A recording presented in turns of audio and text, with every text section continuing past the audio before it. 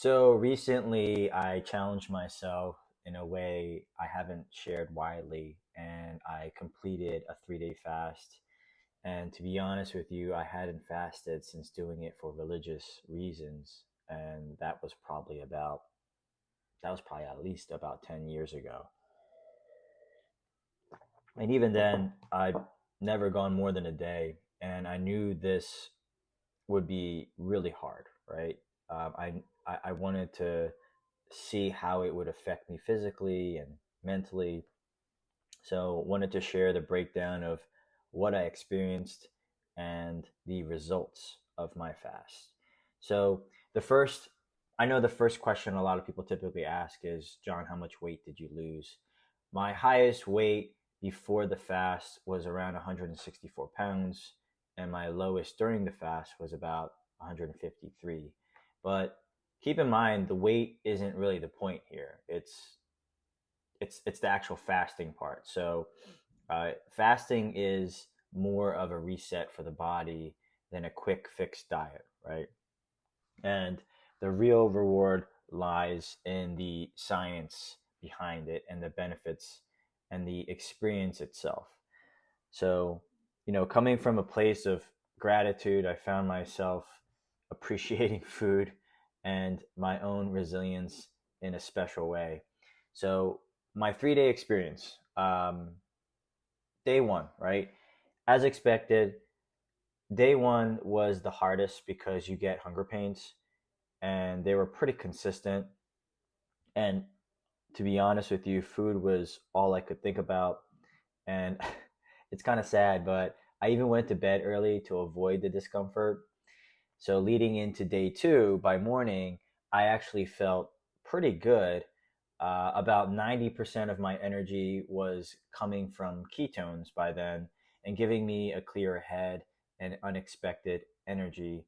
But here's what I did, or I overdid, I should say. I did something kind of stupid. I decided to think that it was a good idea to train jujitsu. Although I felt good at the time, my Whoop strap showed all my recovery readings in the negatives afterward. And it really reminded me that, exercising while fasting should be light and also moderate. And it really was pretty miserable by day three because it was like a real test for me, right?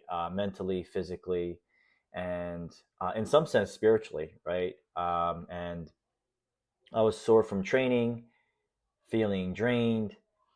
I had to dig deep really to make it through. And when I finally broke the fast, my first meal was bone broth and some eggs, which I'm drinking some bone broth now. And it's a gentle way to ease back into eating, right? So, why would one consider a 3-day fast? So, uh, a 3-day fast does much more than like reduce calories, right? It's like a system reboot. So, with benefits that include boosting immunity, lowering inflammation, especially in the brain, right? So, you have better brain clarity, supporting gut health, and repairing damaged cells. So, it's a system reboot. It was just something for me to reset. I haven't been eating the cleanest. I think a big part of that is just because of me having my son, a 12-month-old son. I haven't been eating the best. I haven't been sleeping the best. So I just wanted a reset in my body. There's also other benefits like autophagy. Essentially, that's like cellular cleanup, and it kicks in to help remove dysfunctional cells and also potentially lowering the risk of autoimmune disease. So, this whole process improves metabolic flexibility, helping the body efficiently switch between using sugar and fat for the fuel, right? So, the science of what happens during the 3-day fast, right? The 8 to 12 hours, as I mentioned, is like the hunger pains, right? The body starts depleting stored glucose and glycogen and triggering glucogen and like growth hormones, I think. And then you also have like a sense of adrenaline for energy scientifically, but to be honest with you, I didn't feel it. I just felt hungry, so that's why I went to bed early. And then within that 18 to 24 hours of time, with all that glycogen gone, the body enters in a different state where the liver makes sugar from non-carb sources. So this is also when autophagy kicks in and you start clearing out damaged cells, which also helps the immunity and brain inflammation. So if you have brain fog, this would be a great way to honestly reset. And by day 2, this is where I felt great, right? The brain is now using ketones. So a lot of keto diets, ketogenic diets are on, they have ketone energy, right? Because you're not using sugar. So you're supposed to have hunger pains, which I didn't. I felt great, but scientifically, you're breaking down damaged cells and proteins to help support everything from brain to insulin sensitivity. And by day 3, the body continues its cleanup with a reset in immune cells. And this is where new stem cell production starts to happen. And this helps build metabolic flexibility and training the body to switch between energy sources as needed. So overall, I would definitely recommend someone to give it a try. But there are some precautions. Again, I'm not a doctor. I'm just basing it off of research and science and a lot of just, again, research, right? So for anyone considering a 3-day fast, start with obviously the precautions. Check with your doctor, especially if you're on insulin. It's not recommended.